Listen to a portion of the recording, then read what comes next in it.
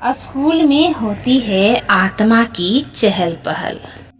उत्तर प्रदेश के एक छोटे से शहर शिवपुर में स्थित था सरस्वती विद्या मंदिर इंटर कॉलेज। यह स्कूल अंग्रेजों के जमाने का था और कहा जाता था कि इस एक अंग्रेज अधिकारी ने बनवाया था, जो खुद रहस्यमयी तरीके से मारा गया था। स्कूल की इमारत लाल ईंटों की बनी थी और इसमें कई ऐसे कमरे थे जिन्हें वर्षों से बंद रखा गया था।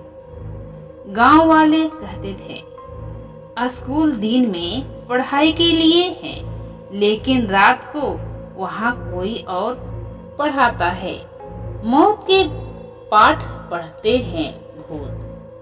नीलम चौधरी एक होशियार और निडर शिक्षिका थी, जो बड़े शहर से ट्रांसफर होकर इस स्कूल में आई थी। गांव की लड़कियां उनकी सोच और पढ़ाने के तरीके से बहुत प्रभावित हुई, लेकिन जैसे ही उन्होंने स्कूल के बारे में डरावनी बातें सुनी, उन्होंने ठान लिया, मैं देखना चाहती हूँ इस अंधविश्वास के पीछे की सच्चाई। नीलम को स्कूल की पुरानी विज्ञान प्रयोगशाला को दोबारा शुरू करने की जिम्मेदारी दी गई। यह कमरा पिछले 10 सालों से बंद था। जैसे ही उन्होंने चाबी से दरवाजा खोला, एक सड़ी हुई गंध और ठंडी हवा का झोंका आया। कमरे में चारों तरफ जाले थे, लेकिन एक मेज पर एक किताब रखी थी। डायरी खोलते ही उन्होंने पढ़ा, मेरा नाम कंचन है। मेरी मौत को एक्सपेरिमेंट बताया गया, लेकिन मैं मरी नहीं थी, मुझे मारा गया था। नीलम सन रह गई। उस रात जब नीलम घर लौटी तो उन्हें नींद नहीं आई। जैसे ही आंख लगी, एक सपना आया। एक लड़की जिसकी यूनिफॉर्म फटी हुई थी, चेहरा खून से सना था और आंखें रो रही थी। मैडम, मैडम, मुझे न्याय दिलाइए, मेरी आत्मा यहाँ भटक रही है। अगले दिन नीलम ने स्कूल के सबसे पुराने चपरासी रामलाल से उस लेब के बारे में पूछा।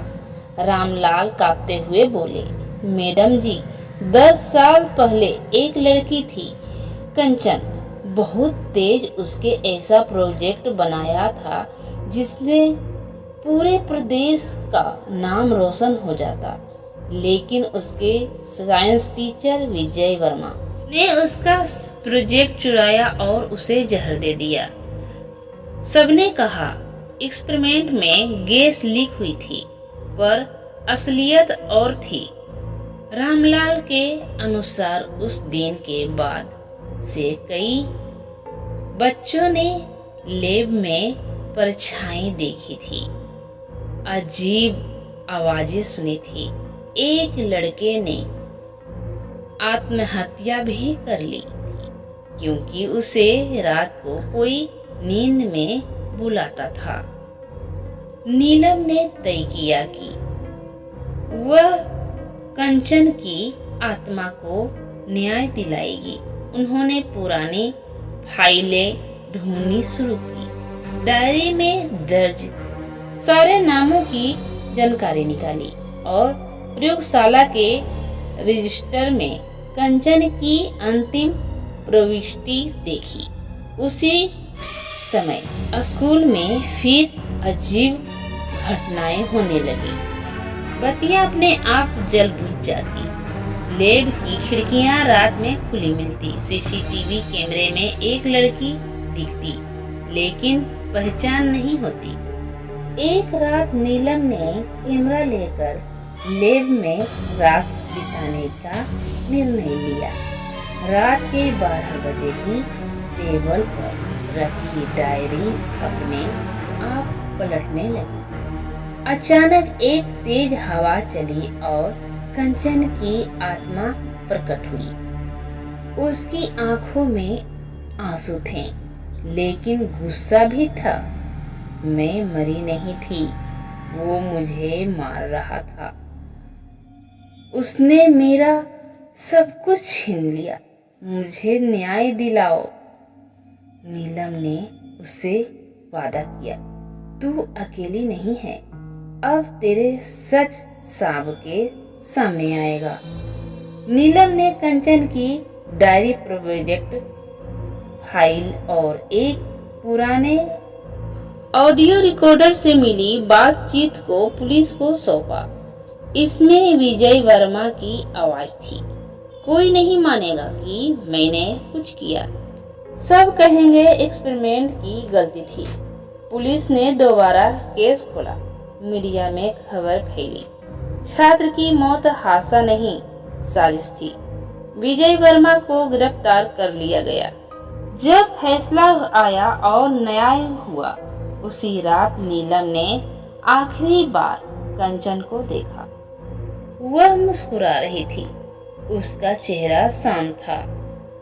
अब मैं जा रही हूँ मैडम, आप मेरी माँ जैसी बन गई, धन्यवाद। फिर वो एक उजाले में विलीन हो गई। उसके बाद स्कूल में कभी कोई अजीब घटना नहीं हुआ। विज्ञान लैब को नया रूप दिया गया और कंचन मेमोरियल लैब नाम दिया गया। नीलम अब स्कूल की प्रधानाचार्य बन चुकी थी और हर साल कंचन स्कॉलरशिप के तहत एक होनहार छात्र को सम्मानित किया जाता था।